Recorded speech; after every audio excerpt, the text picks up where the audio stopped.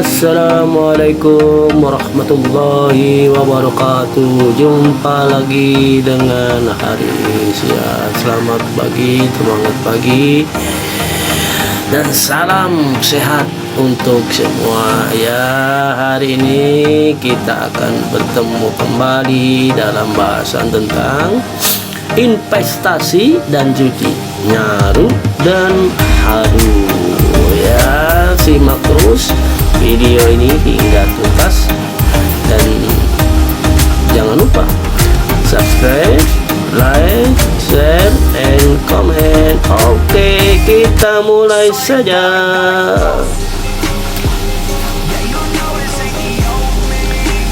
Ya, kita akan mengetahui apa itu flexing, apa itu judi koprok, apa itu binomo, dan yang pasti tentang apa yang dimaksud dengan investasi.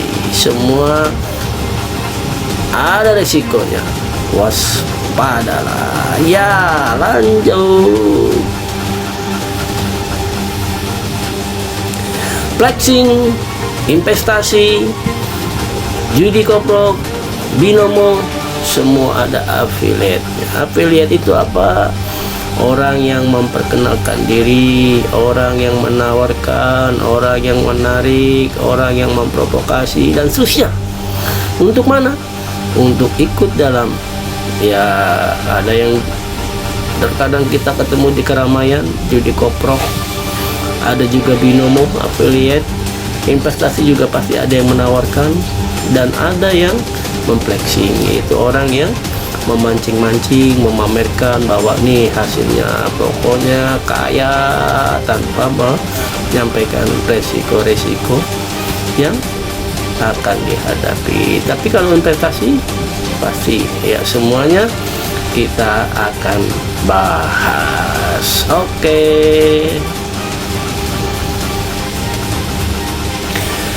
Flexing adalah sikap pamer, ya. Flexing adalah sikap pamer. Kita ambil dari media kontan, ya, .co.id. Flexing itu adalah sikap pamer. Flexing itu apa? Menurut Cambridge Dictionary, flexing adalah menunjukkan sesuatu yang Anda miliki atau raih, tetapi dengan cara yang dianggap oleh orang lain tidak menyenangkan, ya. Sedangkan mengacu kepada kamus Merriam-Webster, flexing adalah memamerkan sesuatu atau yang dimiliki secara mencolok. Contoh flexing adalah seorang influencer yang flexing tentang tas buatan, desainer, dan kemewahan lainnya di media sosial. Kita terkadang kagum seperti kalau melihat mereka. Wah, hebat, rumahnya bagus, mobilnya banyak, siapa yang duit itu? Ya, hanya tinggal sebut saja apa yang mau, dia pasti bisa beli. Dan dia katakan bahwa apa yang dia dapatkan hasil dari sebuah usaha yang ia tawarkan. Padahal belum tentu.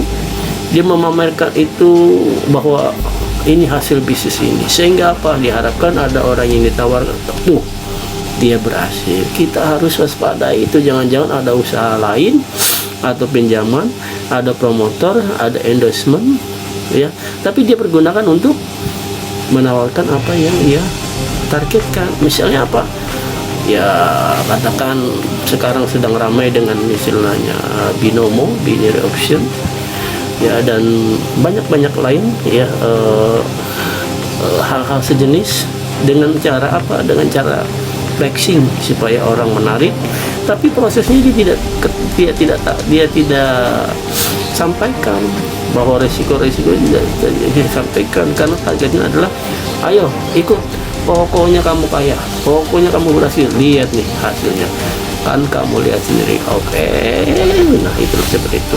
Jadi kita harus mewaspadai bahwa hal-hal tersebut adalah flexing, pamer atas satu harapan dia bisa menarik, ya, atas kegiatan yang ia inginkan. Hati-hati. Oke. Flexing itu ternyata marketing untuk membangun kepercayaan dan menunjukkan kepada customer yang akhirnya customer percaya dan menaruh uangnya untuk, misalnya dulu pernah kita mengenal travel, dulu pernah kita mengenal Koperasi Langit Biru dan lain sebagainya, walau akhirnya banyak yang seperti First Travel tidak berangkat, dan untuk Langit Biru kita tahu banyak yang tertipu. Hati-hati.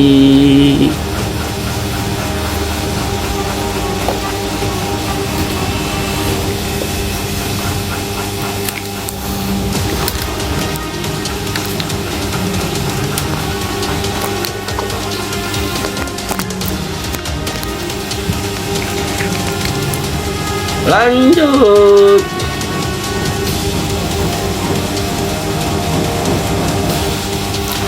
Sekarang kita bahas pertama judi koprok. Dalam Kamus Bahasa Indonesia atau KBBI, judi koprok memang kata dasarnya judi. Judi koprok biasanya ada memang menggunakan 2 dadu, 1 dadu, 3 dadu yang dikocok dalam satu kotak atau tabung untuk menentukan atau pilihan. Ada gambar atau angka. Kalau angka mungkin seperti dadu. Kalau gambar mungkin seperti ada aneka gambar ditulis dengan angka lalu dikocok. Teman-teman para penggiat judi tinggal memilih gambar mana, gambar 1, gambar 2, gambar 3 dan seterusnya, lalu dikocok keluarnya gambar mana. Nah, itu adalah judi koprok. Haram. Kenapa? Menentukan nasib pada saat itu dengan tidak melihat resiko, tetapi hanya berangan-angan bahwa saat itu dia akan berhasil, saat itu dia akan menang, saat itu dia akan kaya. Padahal itu adalah bayangan-bayangan halu yang hampir 90% menerawang di dalam pikiran dan otaknya. Jadi tidak ada lagi analisa, tidak ada lagi perkiraan, tidak ada lagi pikiran yang panjang terhadap putusan itu. Semuanya didasarkan kepada tekanan saat itu. Harapannya bisa berhasil, bisa menang dari sekian kemungkinan. Jadi kalau ada 3 kotak, maka kemungkinan kita 1 dari 3. Kalau ada 6 kotak, 6 gambar, kemungkinan kita adalah 1 dari 6. Yang menang siapa? Yang menang yang memiliki sisanya itu bandar, pengelola judi. Kalaupun ada 2, 1 dari 2, kita pilih. Memang 50-50, tetapi ada satu imajinasi yang terlalu besar yang membuat kita bahwa pasti kita berhasil, pasti kita menang. Tapi kenyataannya tidak juga. Oleh sebab itu hati-hati dengan judi koprok. Ini juga melanggar daripada peraturan yang ada di Indonesia. Hati-hati, ditinggalkan, dikerjakan dapat dosa, ditinggalkan mendapat pahala. Oleh itu, lupakan dan jangan pernah menghiraukan judi koprok. Lanjut. Selanjutnya investasi. Terkadang banyak orang yang salah persepsi terhadap investasi. Investasi memang hanya ada 2 pilihan, berhasil atau tidak berhasil. Bahkan ada pepatah yang mengatakan kalau kita hanya tidak berhasil sekali, itu adalah awal dari keberhasilan. Bahkan harus melalui 7 kali ketidakberhasilan. Itu adalah ungkapan persepsional yang semata-mata adalah memberikan semangat kita bahwa keberhasilan itu pasti akan kita raih kalau kita berusaha keras. Jadi investasi memang penuh dengan segala tabir. Oke, kita lihat saja, kita baca dulu. Investasi adalah aktivitas menempatkan modal, baik berupa uang atau aset berharga lainnya, ke dalam satu benda lembaga atau satu pihak dengan harapan pemodal atau investor kelak akan mendapatkan keuntungan setelah kurun waktu tertentu. Karena harapan mendapatkan keuntungan yang kemudian hari, inilah investasi disebut juga dengan nanam modal. Istilah investasi berasal dari kata bahasa Itali, investire, yang berarti memakai atau menggunakan. Umumnya, dana atau aset yang ditanamkan oleh seorang investor akan dikembangkan oleh badan atau pihak pengelola. Keuntungan dari hasil pengembangan tersebut nantinya akan dibagikan kepada investor sebagai imbal balik sesuai dengan ketentuan. Jadi, detail investasi itu ada kesepakatan, ada aturan main, ada persyaratan-persyaratan yang mesti disepakati. Baik investasi dilakukan dalam satu lembaga melibatkan banyak investor, atau investasi yang dilakukan hanya oleh 2 orang, itu ada kesepakatannya. Ya, contoh investasi. Misalnya Eki membeli 2 gram emas batangan seharga 400.000 per gram pada tahun 2005. Emas tersebut disimpan dengan rapat di brankas pribadi miliknya. Setelah 5 tahun, harga emas itu yang dimiliki dan mendapatkan keuntungan 100.000 per gram. Tidak, Eki membeli emas pada tahun 2005 inilah yang disebut sebagai investasi, dan keuntungan sebesar 100.000 dari selisih harga tersebut itulah hasil daripada investasi. Ya. Jadi butuh waktu,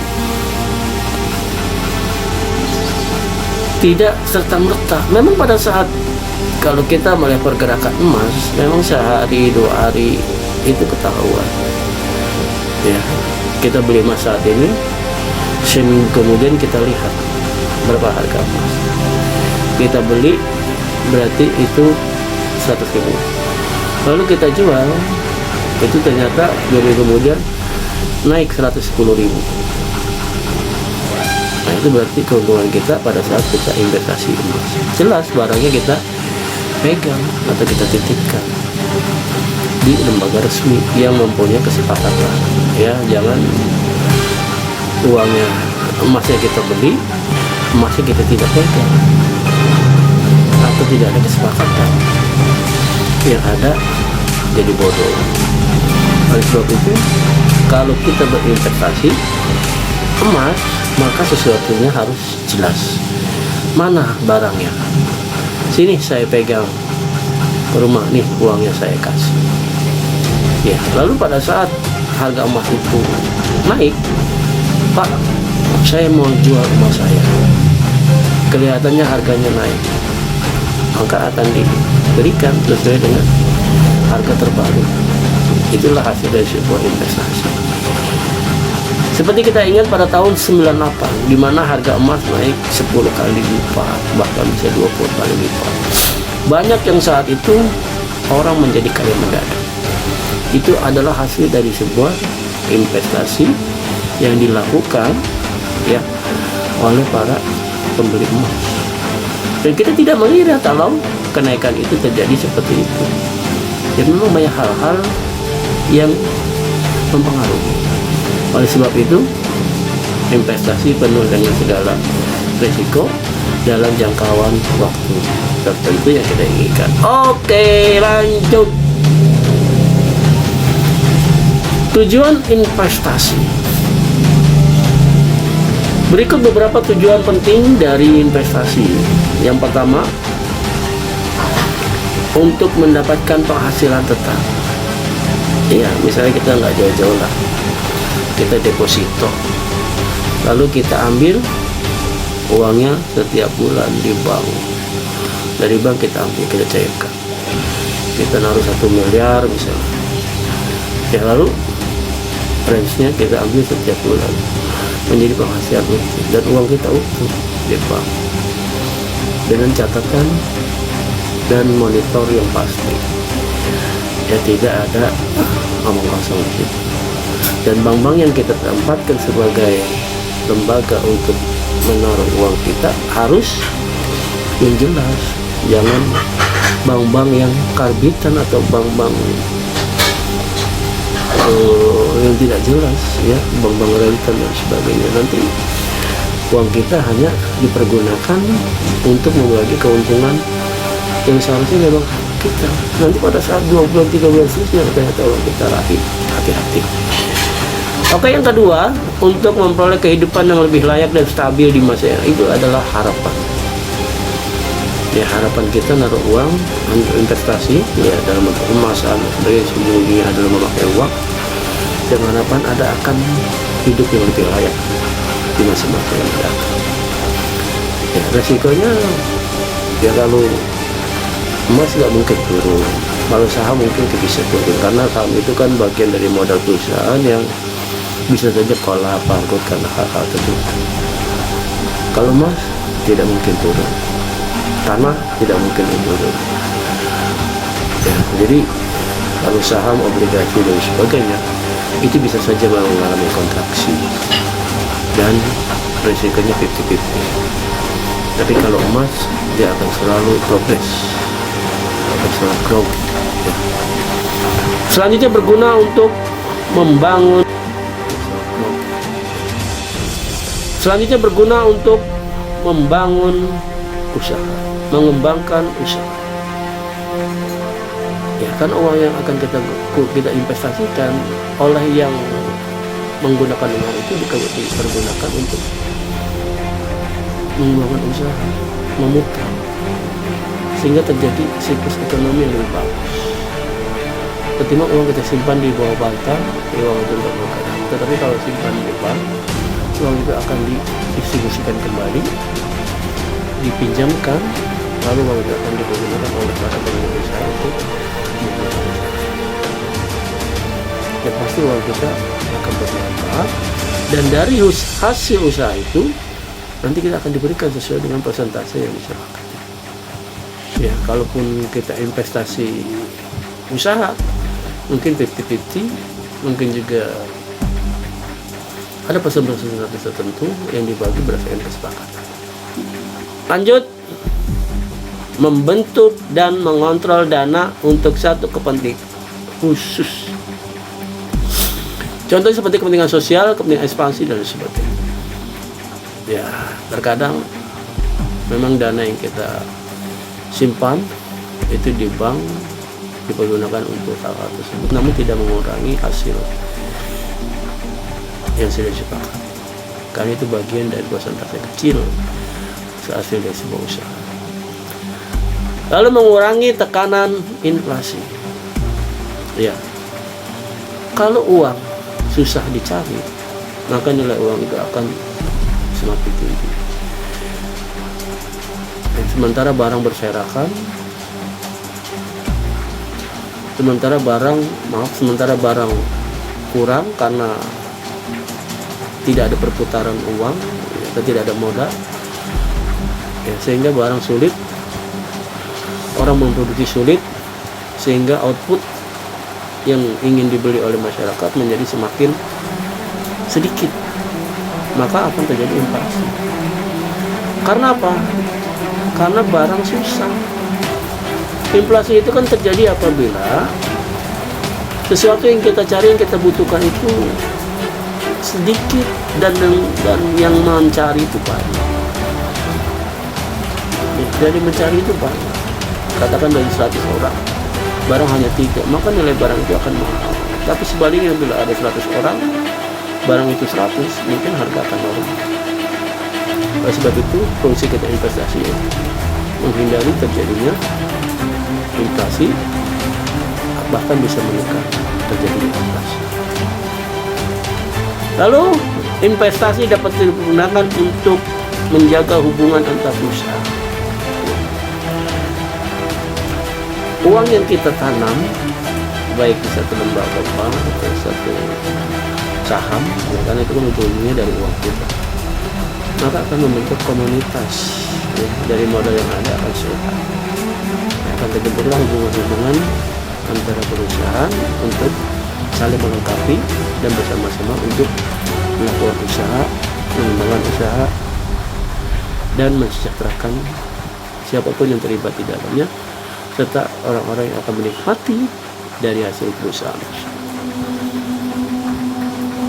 Selanjutnya, pasti berpartisipasi dalam pembangunan negara. Negara butuh dana, butuh uang, bukan hanya dari pajak yang diperoleh, tapi juga dari tabungan-tabungan yang mungkin dari warga yang mempunyai kelebihan harta, lalu disimpan di bank, dan khususnya bank-bank negara, maka uang itu bisa digunakan oleh negara yang untuk diputar kembali untuk melakukan pembangunan dengan investasi jangka panjang didanai oleh bank. Namun dengan ketentuan tertentu supaya apa? Pada saat masyarakat membutuhkan dana, maka dana itu harus ready, ya harus siap. Sementara untuk pokok-pokoknya, misalnya untuk bagian tertentu digunakan untuk investasi jangka panjang yang ujung-ujungnya pasti akan mengembangkan negara secara fasilitas, secara kegiatan, dan lain sebagainya. Selanjutnya, bentuk investasi. Setelah mengetahui jenis-jenis investasi, deretan jenis investasi dikelompokkan ke dalam dua bentuk.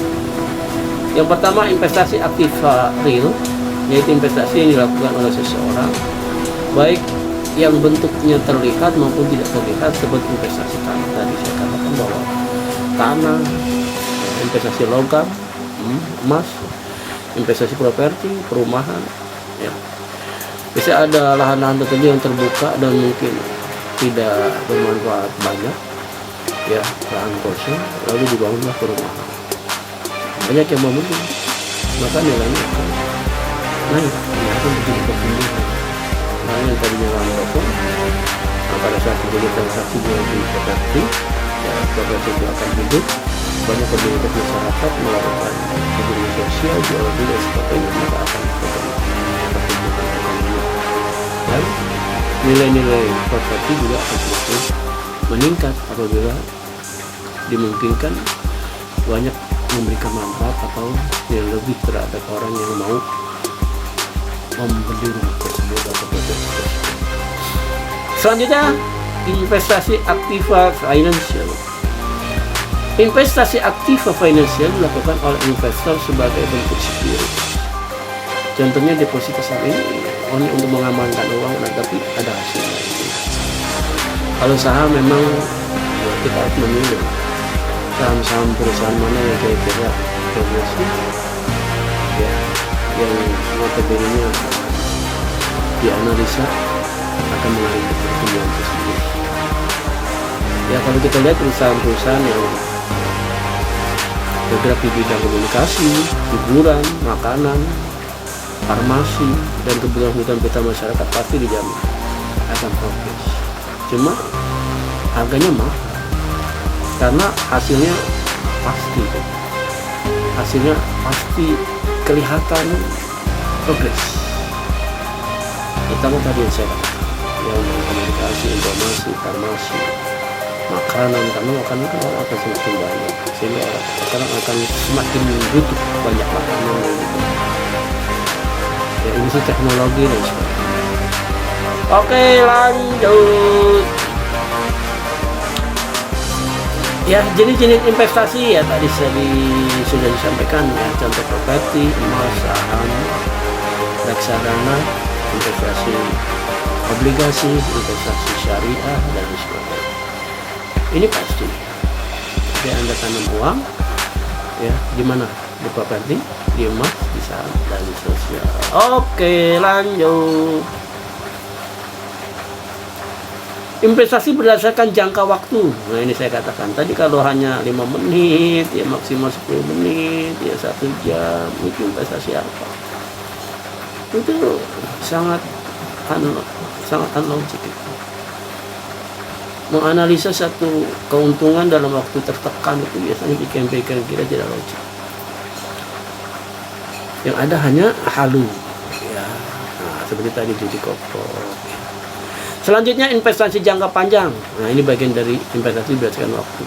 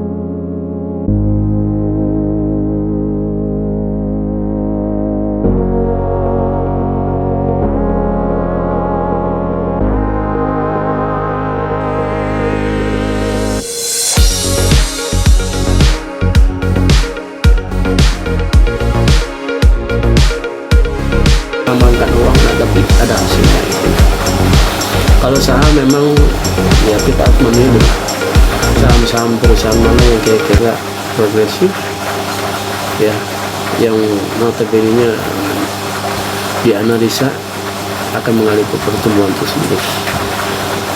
Ya, kalau kita lihat perusahaan-perusahaan yang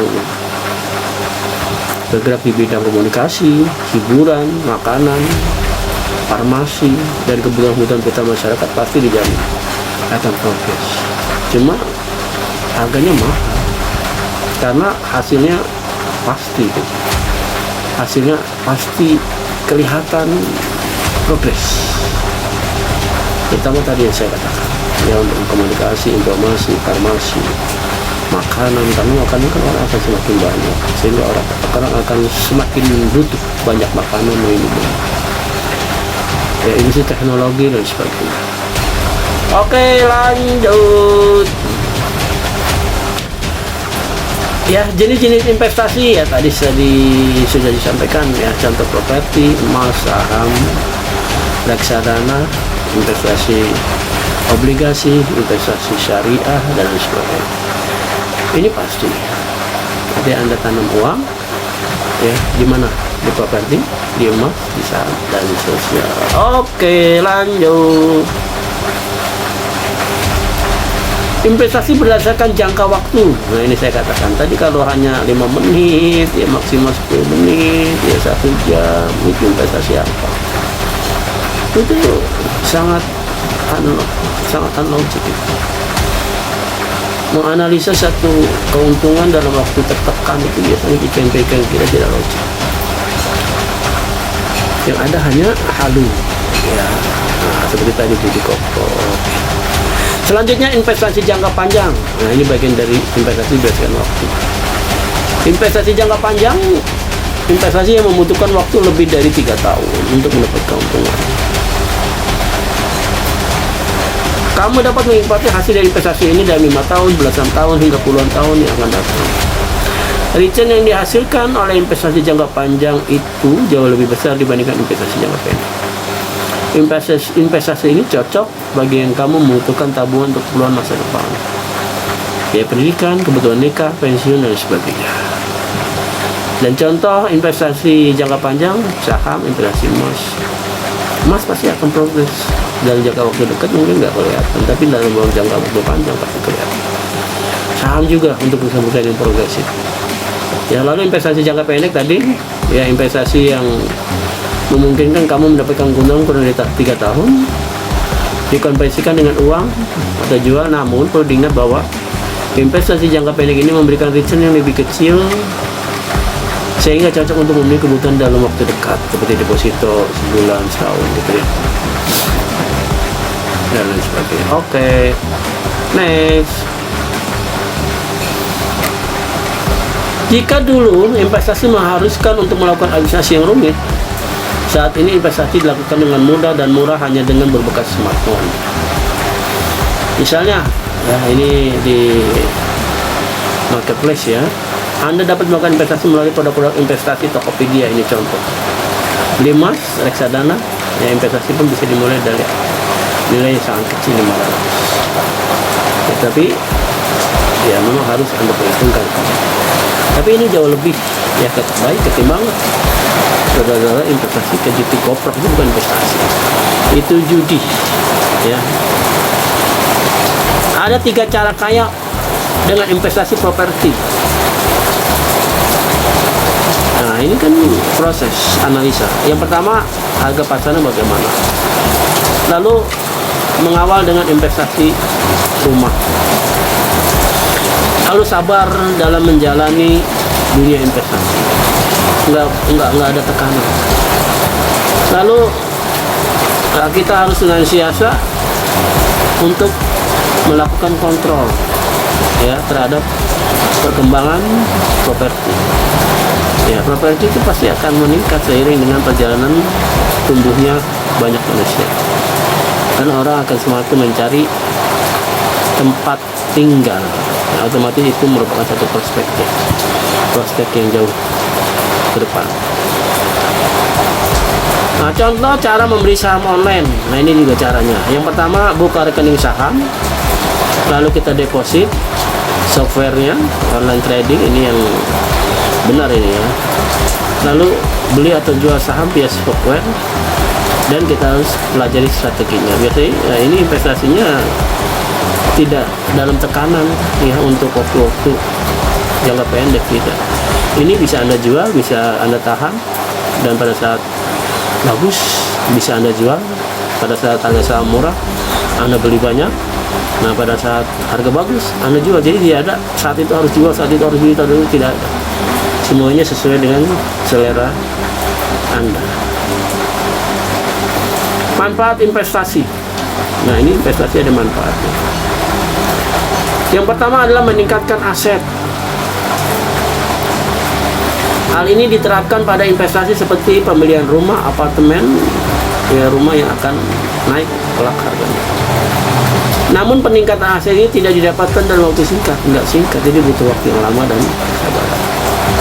Yang kedua, memenuhi kebutuhan di masa depan. Karena banyak kebutuhan yang tidak terduga di masa depan. Nah, investasi sangat tepat sebagai sarana pemenuhan kebutuhan untuk menunjang masa depan. Ya, jadi mempersiapkan diri. Ya, kita punya uang, ya tidak habiskan saat ini, tapi kita investasikan yang tadi seperti emas, properti, atau aman ya deposito, saham untuk besar-besar yang progresif ya. Gaya hidup hemat. Dengan investasi seseorang akan mencoba hidup hemat, uang terkontrol dan tidak ambiar-ambiaran, atau tidak seenaknya menggunakan uang, tidak, atau ya seperti hura-hura lah ya. Uang kita manage, ya kita jaga untuk hal-hal yang lebih baik. Selanjutnya, menghindari hutang. Dengan gaya hidup sederhana, seseorang akan menghindari hutang. Orang yang memiliki komitmen investasi untuk menghindari berhutang dan lebih memilih hidup hemat untuk memperbaiki keadaan ekonomi. Ya, biasanya kalau uang habis kan orang teremosi dengan pinjam ya, terutama minjem di rentenir yang bunganya nggak jelas.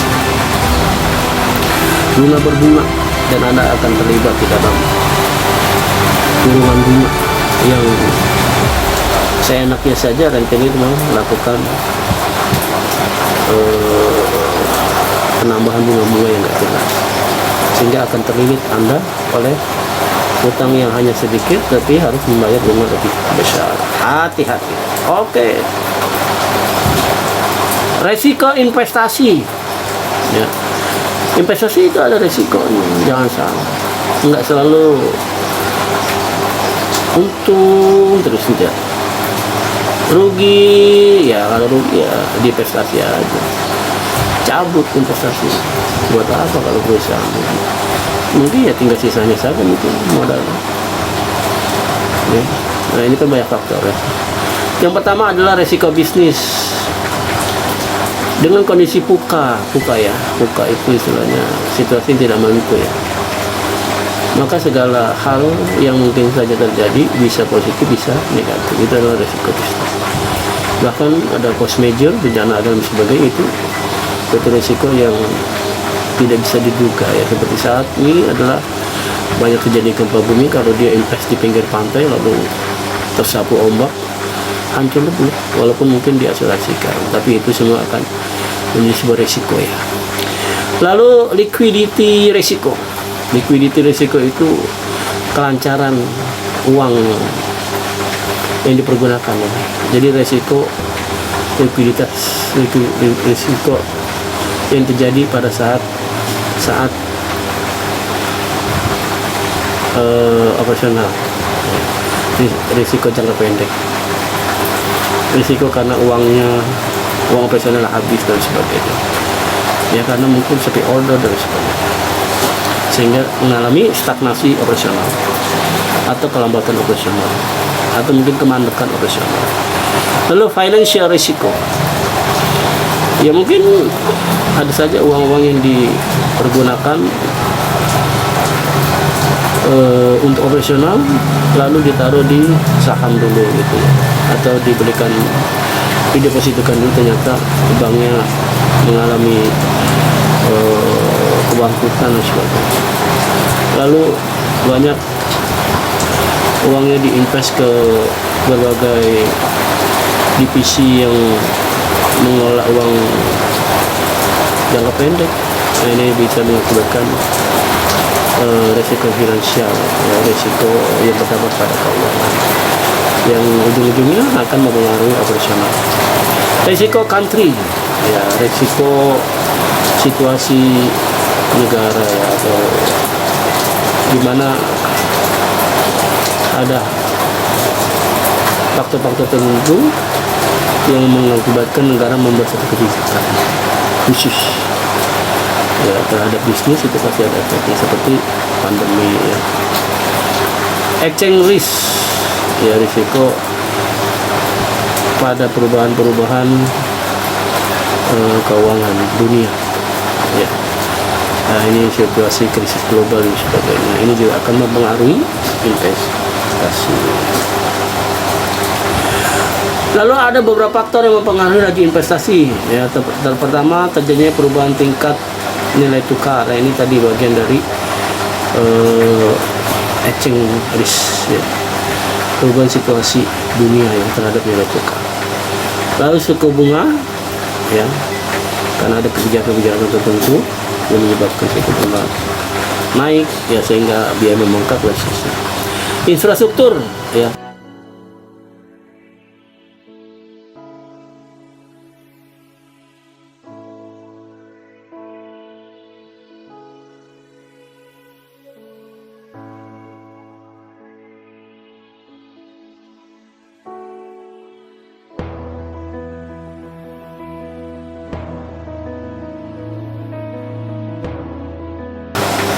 Lalu suku bunga, ya, karena ada kebijakan-kebijakan tertentu yang menyebabkan suku bunga naik, ya, sehingga biaya membengkak dan seterusnya. Infrastruktur, ya, kalau terjadi, bisa terjadi gempa, lalu infrastruktur rusak dan sebagainya, sehingga pengiriman barang menjadi lambat, itu akan mempengaruhi, ya. Lalu juga tingkat inflasi, ya, tadi inflasi itu terjadi bila permintaan terlalu tinggi sehingga yang dicari itu terlalu berkurang, ya, sehingga akan menyebabkan inflasi, ya. Jadi harga barang meningkat. Hal yang harus diperhatikan dalam berinvestasi. Yang pertama, jangan melakukan investasi tergesa-gesa. Ya, kalau judi kotak kan tergesa-gesa, ya. Binomo juga binary option juga tergesa-gesa, ya, itu jangan, ya, semuanya harus dipikirkan secara adem, secara segar, ya, butuh waktu dan sebagainya. Lalu memahami resiko yang bisa terjadi, ya, sebagai investor dengan investasi yang dipilih. Ya, lalu kita pahami resikonya. Lalu tidak bertindak secara spekulatif, artinya untung-untungan, ya, berpikir tidak logik dan sebagainya. Itu harus kita hindari. Lalu mengetahui dan menilai jumlah modal yang bisa kamu siapkan. Jangan uang nggak ada kamu mau invest, atau uang kurang kamu mau invest, atau uang seadanya kamu invest. Nah, itu berbahaya. Jadi ada pertimbangan-pertimbangan tertentu, berapa kira-kira yang akan kamu dapati. Penting untuk mempertimbangkan jangka waktu, ya. Kalau ada uang mungkin, ya, karena tidak dipakai untuk pendek aja. Tapi kalau ada sisa dana yang banyak, lalu kemungkinan pusing untuk mengelola, ya udah serahkan aja untuk investasi jangka panjang seperti beli tanah, properti, ya, atau emas. Emas itu bisa jangka pendek, ya, karena sesuatu bisa dijual. Investasi tanah, ya, tanah itu namanya dan lain. Oke.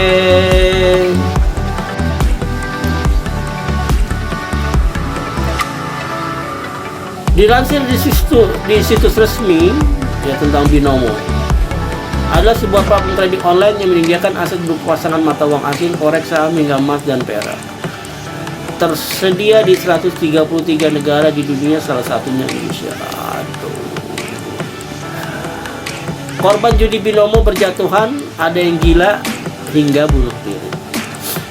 Artikel ini diterbitkan di Sindon News ya, 28 Januari 2022 dengan judul korban judi binomo berjatuhan, ada yang gila hingga bunuh diri. Ini waktu saya masih mengenal awal dulu tahun 2017 itu 2015 sudah mengenal istilah trading. Banyak orang yang memanfaatkan trading dan saya wanti-wanti tidak tertarik karena tadi kita harus ambil keputusan hanya diberikan waktu menit-menit 5 menit untuk menentukan dua opsi, naik atau turun. Candle-candle yang naik atau turun itu kita baca dan kita harus memutuskan apakah dalam waktu 3 menit naik atau tidak. Ingin kita kan naik, ternyata turun. Ingin kita naik, ternyata turun. Ingin kita naik, ternyata turun. Kalaupun naik sedikit. Kan kita tidak mungkin invest turun. Kita tidak mungkin invest maunya turun. Kita naruh ditawarkan berapa dolar itu. Dan hasilnya kita tidak tahu karena hanya membaca graf yang ada di chat itu, ya hanya membaca chat yang ada di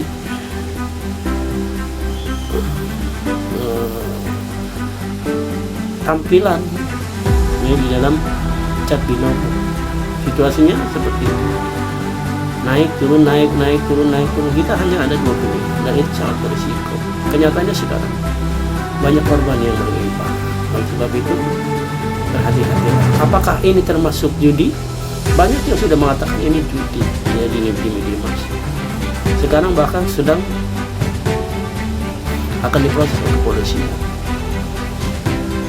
Ya, mudah-mudahan semuanya bisa terselesaikan dan kalaupun judi harus segera di-off, jangan sampai memakan korban selanjutnya. Oke, itulah ya tadi saya sampaikan tentang flexing, judi koprok, investasi dan binomo. Tinggal Anda yang menentukan. Tapi yang pasti investasi dengan analogi yang berpikir dan analisa yang baik akan mendapatkan hasil yang baik. See you, dan kita bertemu kembali dalam bahasa. Oke, selamat berinvestasi, semoga Anda berhasil. Jangan lupa subscribe, like, share, dan komen. Bye, semangat pagi.